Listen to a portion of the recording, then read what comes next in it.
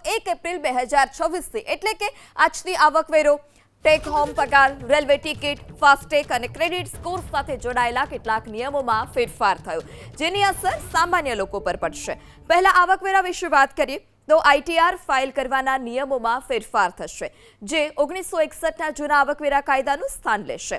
Non audit કરદાતાઓ માટે ITR 3 અને આઈટીઆર 4 ફાઇલ કરવાની તારીખ 31 ઓગસ્ટ સુધી લંબાવવામાં આવી છે.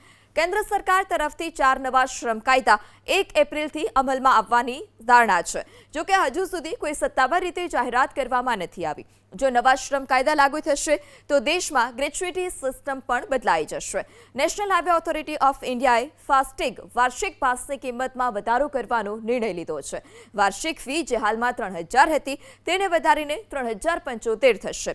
આજથી રેલવે ટિકિટ રદ કરવાના નિયમો પણ બદલાયા. હવે જો ટ્રેન ઉપડવાના 8 કલાકથી 24 કલાક પહેલા ટિકિટ રદ કરવામાં આવે છે તો 50% રિફંડ મળશે. પાન કાર્ડ માટે અરજી કરતી વખતે ફક્ત આધાર કાર્ડને જન્મ તારીખનો પુરાવો ગણવામાં નહીં આવે. જન્મ પ્રમાણપત્ર, ધોરણ 10નું પ્રમાણપત્ર અથવા તો પાસપોર્ટ પણ જરૂરી રહેશે.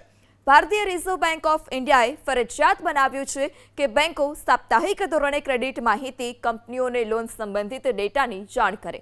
આ આદેશ આજથી અમલમાં આવશે. સોવરિન ગોલ્ડ બોન્ડ્સ પરના કર નિયમો પણ બદલાયા છે.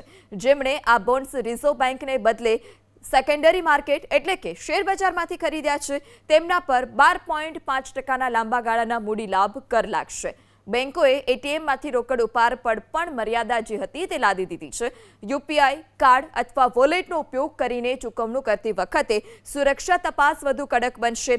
2 ફેક્ટર વેરિફિકેશન પણ ફરજિયાત રહેશે. આ અલગ અલગ જે નિયમો હતા, નિર્ણયો હતા તેમાં આજથી બદલાવ.